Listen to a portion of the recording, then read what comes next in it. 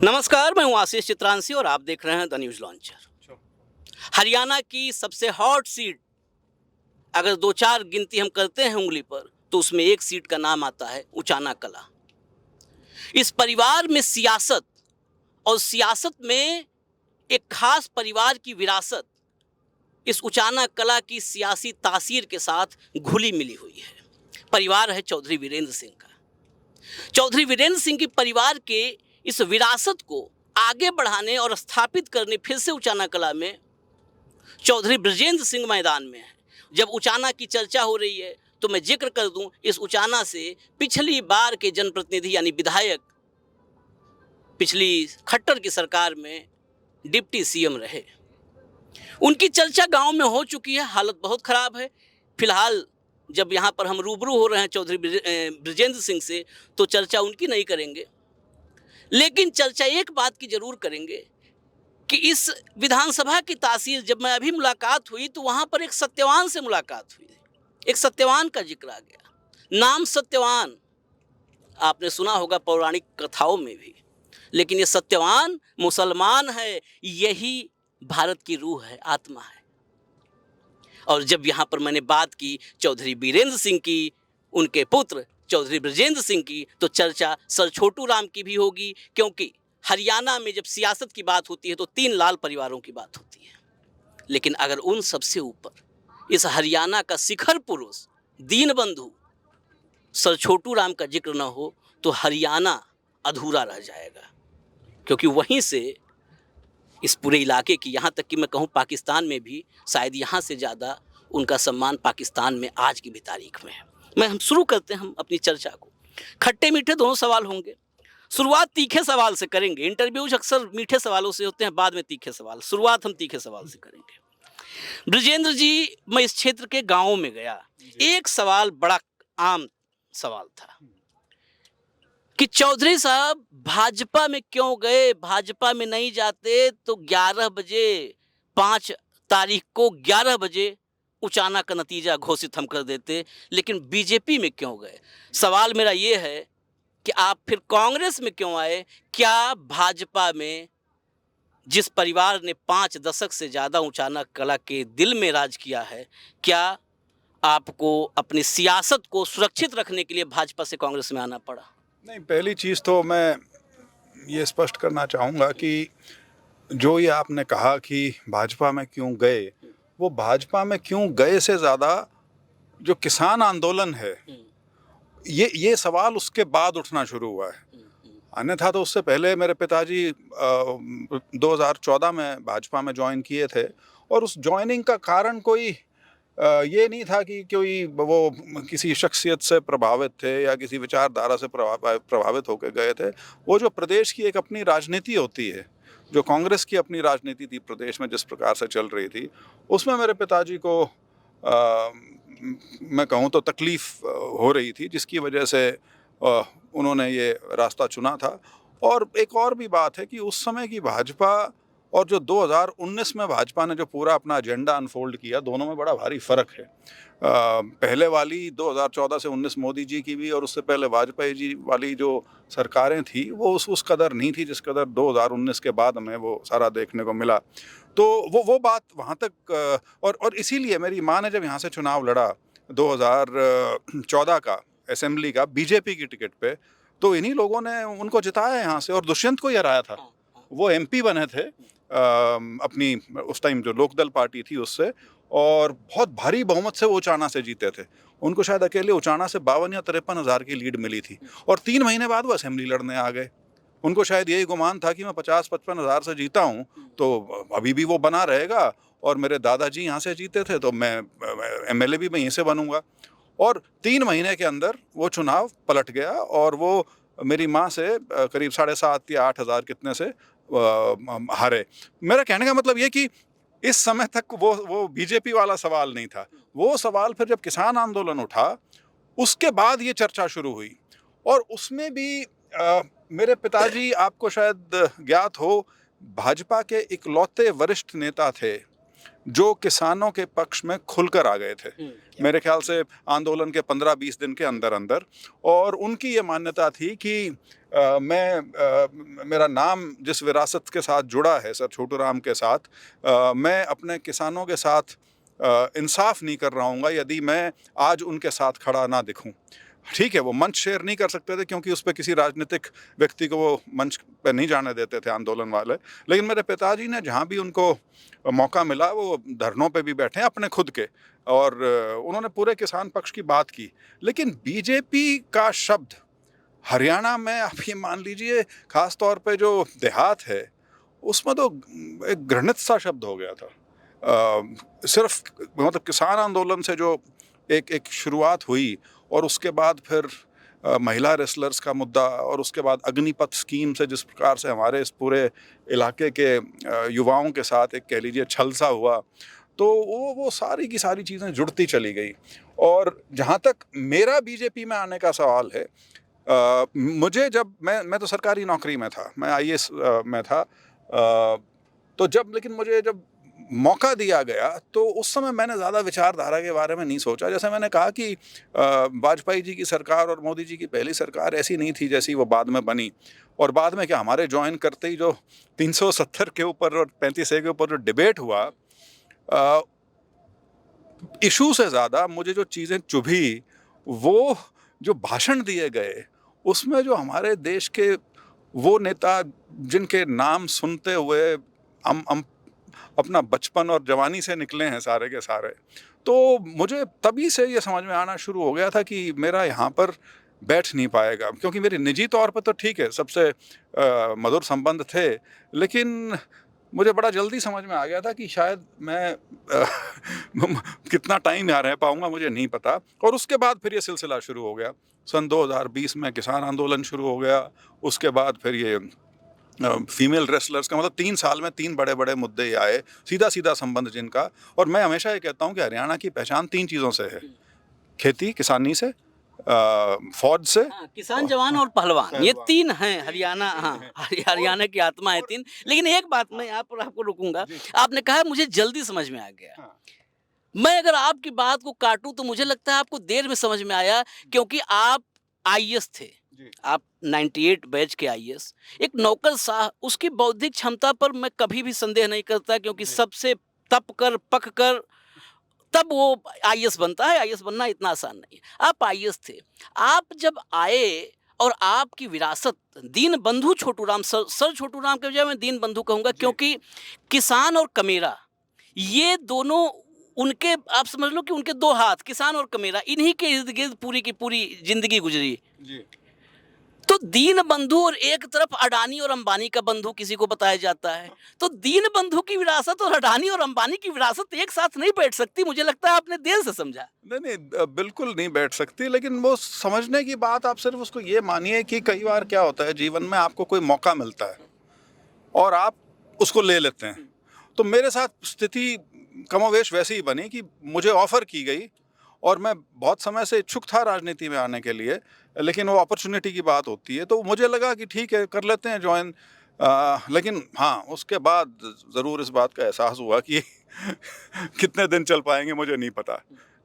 लेकिन फिर भी क्या है कि आदमी जिस भी संगठन में का हिस्सा बनता है, आदमी एडजस्ट होने की कुछ कोशिश करता है। मैं अपने आप को वहाँ कभी एडजस्ट नहीं कर पाया, कभी अपने आप को मैं सहज महसूस ही नहीं कर पाया। और ठीक है, वो समय के साथ साथ सब बढ़ता गया, और एक समय पे, और ये ऐसा नहीं है कि मैंने मार्च के महीने में जब बीजेपी छोड़ के कांग्रेस ज्वाइन की, ये मैंने तभी किया। मैं इससे करीब 8-9 महीने पहले पहली बार कांग्रेस के संपर्क में आया था राहुल गांधी जी के, तो क्योंकि वो मेरे साथ डिफेंस कमेटी में थे। तो ये सिलसिला ऐसा नहीं है कि मैं तुरंत एकदम से छोड़ के आया था, ये करीब 1 साल की प्रक्रिया थी जो फाइनली मार्च में जाके मैं कांग्रेस में आया। लेकिन अब हम आते हैं जरा क्षेत्र पर। क्षेत्र में मैंने जो सवाल किया था, पहला सवाल, कि यहाँ लोगों का कहना है कि बीजेपी से जो वापसी हुई है, इसकी वजह से थोड़ा सा जीत डिले होगी। डिले, अब डिले शब्द को आप बेहतर समझ सकते हैं। तो क्षेत्र की जनता को कैसे आप समझाएंगे, वो अपनी गलती भी, राजनेता तो गलती भी करते हैं तो स्वीकारते हैं। जो ईमानदार राजनेता में पुराने नेताओं को देखता हूँ, वो खुलेआम पब्लिकली अपनी गलतियों को एक्सेप्ट करते रहे हैं। आज के दौर में हालांकि वो दिखता नहीं है। अब इस क्षेत्र की जनता जो किसान है गांव में, उनकी नाराजगी एक पार्टी विशेष से है, भाजपा से है।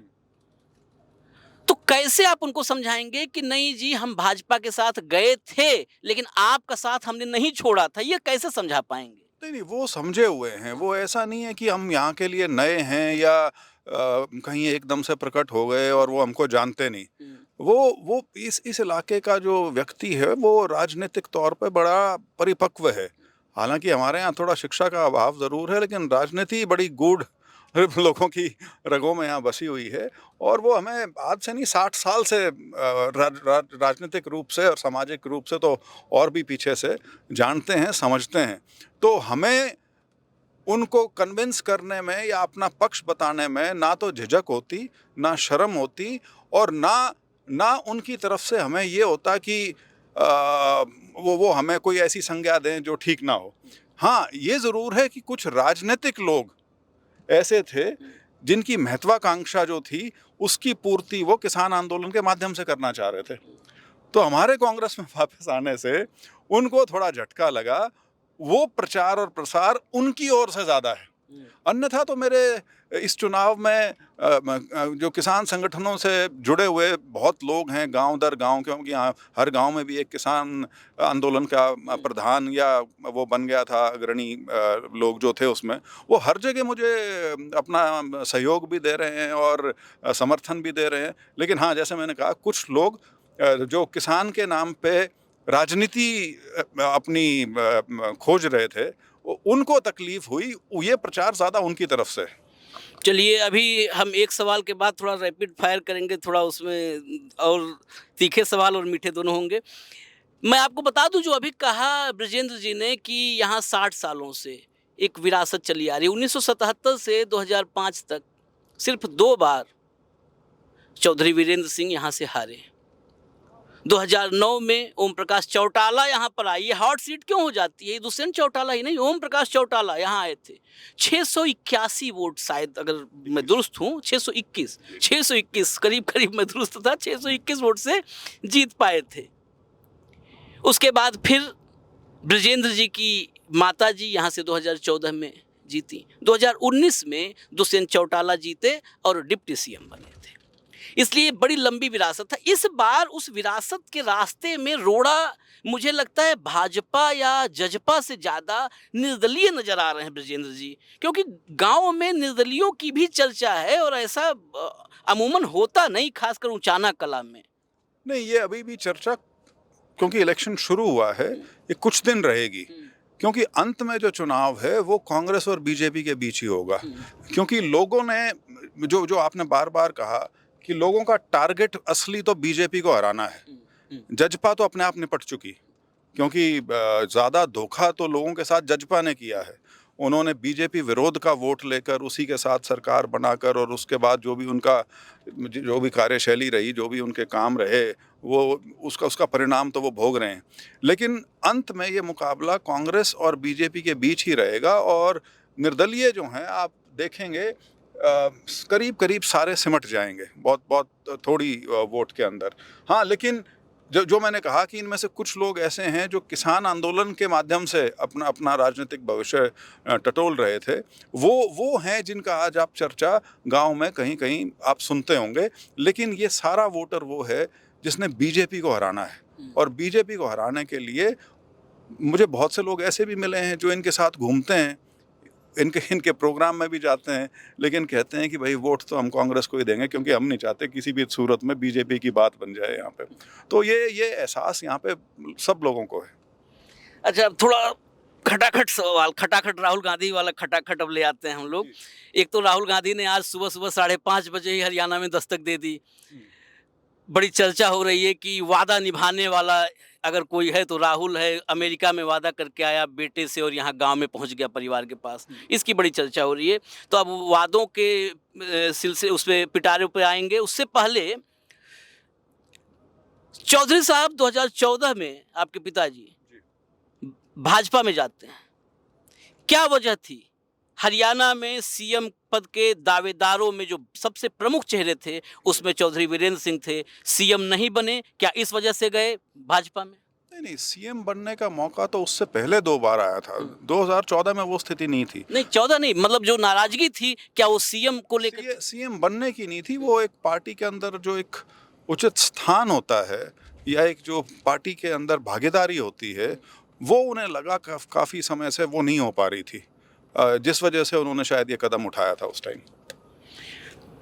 आप युवा हैं, आईएएस हैं, क्या हरियाणा को फ्यूचर में आपके दिमाग के किसी जेहन के किसी कोने में है कि हरियाणा को भविष्य में एक पूर्व आईएएस लीड करे, सीएम हो?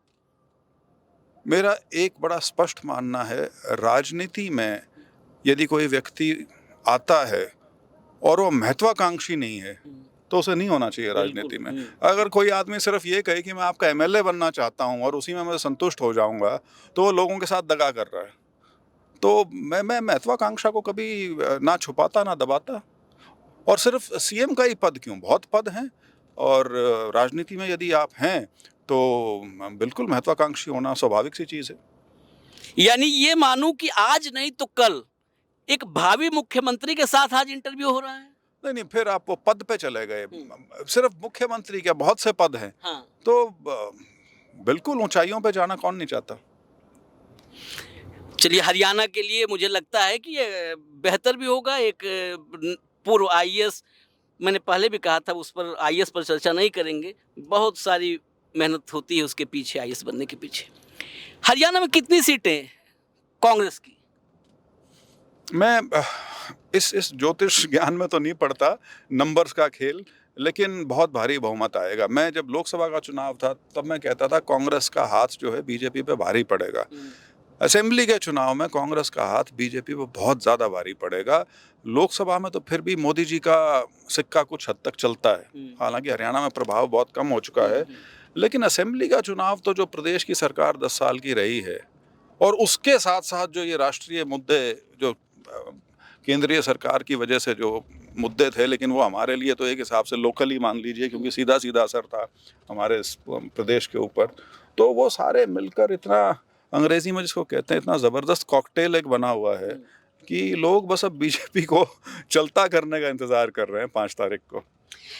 खट्टर से ज़्यादा नाराजगी है हरियाणा को, मोदी से ज़्यादा नाराजगी? खट्टर जी से तो नाराज़गी इस कदर है कि बीजेपी भी ये समझ गई है कि प्रधानमंत्री जी जब कुरुक्षेत्र में भी एक चुनावी सभा करके गए, उसमें उनका प्रयास ऐसे था जैसे 9.5 साल खट्टर जी के हैं उनको भुला दें। उन्होंने नायब सैनी जी का एक ऐसा कार्यकाल जिसमें उनको कुछ करने को मिला ही नहीं, उसका ऐसा गुणगान किया जैसे 10 साल से मुख्यमंत्री प्रदेश के वही चले आ रहे हैं। तो मनोहर लाल जी को जिस प्रकार से बिल्कुल एक हिसाब से उनके कार्यकाल को छुपाया जा रहा है, जो मंच था, मंच के पीछे जो मेन बैकड्रॉप था, उसके ऊपर खट्टर साहब की तस्वीर तक नहीं थी। तो आप समझ सकते हैं कि प्रदेश में जो अलोकप्रियता है वो तो स्वाभाविक है, जो इतने साल मुख्यमंत्री रहा है उसी की है। हाँ, नरेंद्र मोदी जी का क्योंकि कृषि कानून का सवाल है, या जो आपका अग्निवीर और फीमेल रेसलर्स वाले जो इशू हैं, तो बिल्कुल उसमें लोग सीधा सीधा मोदी जी को भी उसके अंदर पाते हैं कि उनको अपनी भूमिका प्रधानमंत्री के नाते जो निभानी चाहिए थी, शायद उसमें उन्होंने चूक की है। जो अभी चर्चा बैकड्रॉप की आई, सबसे पहले न्यूज़ लॉन्चर पर ये प्रोग्राम, सबसे पहले वो मतलब रैली ख़त्म होते होते हमने शुरू किया था और हमने दिखाया था। और मैं तो बतौर पत्रकार मानता हूं कि अगर आप अपने 10 साल, भाई 9.5 साल वो और 6 महीने की खड़ा हूं सरकार, 10 साल अगर मुख्यमंत्री जो रहा और आप चुनाव प्रचार में, कैंपेनिंग में बैकड्रॉप से उसकी फ़ोटो हटाते हो, तो आपको चुनाव लड़ने का नैतिक अधिकार नहीं होता है। आप नैतिक रूप से आप एक्सेप्ट कर रहे हो, आप कबूलनामा है कि आपने 10 साल प्रदेश की जनता के साथ अन्याय किया है, तभी तो आप उस फेस को छिपा रहे हो। खैर, आगे, हरियाणा का सबसे लोकप्रिय नेता मौजूदा या किस हिसाब से? मौजूदा इस समय तो सबसे लोकप्रिय निश्चित तौर पे भूपेंद्र हुड्डा जी हैं। हरियाणा कांग्रेस में किसी तरह का आपसी खींचतान है क्या? चर्चाएं हैं? होनी चाहिए, हर पार्टी में होनी चाहिए। राजनीति में यदि खींचतान नहीं होगी और पार्टी के अंदर अपने और अपने लोगों के लिए, अपने समर्थकों के लिए उपयुक्त स्थान पाने की यदि जद्दोजहद नहीं होगी तो फिर इंटरनल डेमोक्रेसी कहाँ से आएगी? वो तो स्वाभाविक चीज़। चलिए, आज लग रहा है कि एक नेता जो नौकरशाह रह चुके हैं उनके साथ हमारी बातचीत हो रही है। देश में सबसे लोकप्रिय नेता कौन? और सबसे लोकप्रिय नहीं, राहुल बनाम मोदी, मोदी ज़्यादा लोकप्रिय या राहुल? राहुल उभार पे हैं, मोदी जी का अब ढलान शुरू हो चुकी है जिसे रोकना बहुत मुश्किल है। राहुल गांधी पर लगातार कुछ ओछी टिप्पणियां हो रही हैं कांग्रेस में, जैसा रिएक्शन। मैं इस सवाल को इसलिए पूछ रहा हूं, 2014 का चुनाव मुझे याद है, नरेंद्र मोदी की किसी टिप्पणी पर प्रियंका गांधी ने जो है रिप्लाई किया और कहा कि ये बहुत नीच राजनीति है, बहुत नीच राजनीति। उस एक स्टेटमेंट से 2014 के चुनाव में एक माहौल ही बदल गया और हर भाषण, नरेंद्र मोदी का हर भाषण, उसमें एक बात कॉमन थी कि मुझे नीच कहा, हाँ मैं नीच हूँ, हाँ मैं निचली जाति का हूँ। वो घटिया पॉलिटिक्स की बात को कहाँ पर कनेक्ट किए। आज राहुल गांधी को जिस परिवार से दो शहादतें हुई हैं, और मोतीलाल नेहरू से और आज तक जैसे एक विरासत, और विरासत को आप बेहतर समझेंगे क्योंकि आप सर छोटू राम की विरासत, दीन बंधु की विरासत को आगे बढ़ा रहे हैं, तो विरासत को आप बेहतर समझेंगे। उस विरासत को रोज आतंकी, देश का नंबर 1 आतंकी, जुबान काट लो, जीभ जला दो, ऐसी बातें हो रही हैं। कांग्रेस क्यों इतनी सुस्त है अपने नेता के साथ खड़े होने में? मुझे नहीं लगता, मैं ईमानदारी से कहूँ, मुझे नहीं लगता है कि राहुल गांधी के साथ कांग्रेस उस तरीके से खड़ी हो पाती है जैसे भाजपा मोदी के साथ खड़ी थी। अब तो बिखर रही है। नहीं, देखिए, ये जिस भाषा का प्रयोग हो रहा है राहुल गांधी जी के लिए, ये बीजेपी का जो एक दिवालियापन है उसको दर्शाता है। 10 साल से या 12 साल में कहूँ, वो नैरेटिव कंट्रोल करते थे इस देश में पूरा का पूरा, लेकिन पिछले 7.5-8 महीने से नैरेटिव उनके हाथ से खिसक गया है और नैरेटिव अब राजनीति का, देश की राजनीति का करीब करीब मानिए कांग्रेस सेट कर रही है और बीजेपी सिर्फ उस पर रिस्पॉन्ड और रिएक्ट कर रही है। और ये जो राहुल गांधी की विदेश यात्रा जब भी होती है, ये पहली बार नहीं है, हर बार उनकी विदेश यात्रा पे बहुत तीखी टिप्पणियां की जाती हैं, लेकिन इस बार जिस भाषा का प्रयोग किया गया है वो तो हिंसा को उकसाने वाली भाषा है। मतलब वो एक तो होता है ना कि बंदूक की गोली चलाई किसने, और एक वो कि उस बंदूक को चलाने वाले को तैयार किसने किया या उकसाया किसने। ये उस प्रकार की भाषा का इस्तेमाल किया जा रहा है और ये दिखाता है कि बीजेपी आज के दिन अपने आप को ऐसा आए महसूस कर रही है राहुल गांधी की बढ़ती लोकप्रियता से, या कांग्रेस जिस तरह से आगे बढ़ रही है उसको रोकने के मामले में, क्योंकि उनका जो पूरा नैरेटिव है वो अब उनके हाथ से निकल गया है। और ये इस प्रकार की भाषा क्यों प्रयोग होती है मुझे तो खैर समझ में नहीं आता। और रवनीत बिट्टू जैसे व्यक्ति जिनके घर में इतनी बड़ी शहादत है सरदार बेअंत सिंह जी की, तो वो इस प्रकार की भाषा सिर्फ इसलिए इस्तेमाल करें कि बीजेपी ने उन्हें मंत्री बना दिया, सांसदी दे दी, और जिस परिवार से, कांग्रेस परिवार से उनका इतना दशकों का नाता है, मतलब ठीक है आप पार्टी बदल लें लेकिन अपनी गरिमा को तो बनाए रखें। उन्होंने उसको खो दिया। मेरे मित्र हैं वो, लेकिन मुझे बड़ा अफसोस हुआ कि उनकी तरफ से, और मैं ये भी बता दूं आपको, ये उनसे बीजेपी वालों ने कहलवाया होगा। मतलब ये अदरवाइज बिट्टू के मुंह से इस तरह की भाषा का होना मेरे लिए तो बहुत दुखदाई है, निंदनीय है बिल्कुल। और जैसे मैंने कहा, ये हिंसा को परोक्ष रूप से नहीं बिल्कुल प्रत्यक्ष रूप से उकसाने का एक माध्यम है। चलिए, आपने एक बात कहा कि ये कहलवाई गई होगी। आप भाजपा में रहे हैं तो आप बेहतर समझते हैं, भाजपा में बिना ऊपर की स्क्रिप्ट आए नीचे कोई नहीं बोलता, बाद में भले ही पीछा छुड़ा लें, चाहे कंगना रनौत से छुड़ाएं या बिट्टू से छुड़ाएं। एक बात आपने कही, मैंने पहले एनालिसिस में, हमारे दर्शकों को याद होगा, मैंने कहा था कि ये गोडसे बनाने की प्रक्रिया है। आतंकी नंबर 1 बोलना, जीभ काट देंगे, जो भी ओछी टिप्पणियाँ हैं। गोडसे, गांधी का हत्यारा गोडसे सिर्फ नहीं था। गोडसे वो आप कहिए, आप शरीर था, वो बॉडी थी, उस बॉडी के भीतर उस गोडसे को बनाने की एक पूरी प्रक्रिया थी। और गोडसे हमेशा बनाया जाता है, उस दौर में भी कुछ लोगों ने बनाया था, उनके नाम पर चर्चा इस वक्त करना उचित नहीं है। क्या राहुल को आपको लगता है कि अब सीरियस थ्रेट है? क्योंकि मैं निजी तौर पर, बहुत सारे लोग कहते हैं कि आप पत्रकार होकर के आप बायस हो, लेकिन मुझे लगता है कि मैं बायस नहीं हूँ, मैं क्लियर हूँ। क्या ये गोडसे बनाने की प्रक्रिया चल रही है राहुल गांधी के खिलाफ और अब सीरियस थ्रेट है राहुल को? देखिए, जिस दिन से राहुल गांधी जी राजनीतिक तौर पे उनका उभार दोबारा शुरू हुआ है, भारत जोड़ो यात्रा और उसके बाद जो इलेक्शन के नतीजे जो आए हैं, मुझे तभी से अंदेशा होना शुरू हो गया था। और ख़ास तौर पर राहुल गांधी जी ने जो मुद्दे उठा रखे हैं, पार्लियामेंट की जो उनकी स्पीचेस रही हैं लीडर ऑफ अपोजिशन बनने के बाद, बिग बिजनेस, कम्युनलिज्म का जो गठजोड़ है, जिस कदर उन्होंने उसको चैलेंज किया है और जिस प्रकार से जातिगत जनगणना की उन्होंने बात की है, ये वो चीज़ें हैं जो एक जमी हुई व्यवस्था है उसको सीधा सीधा थ्रेट महसूस हो रहा है।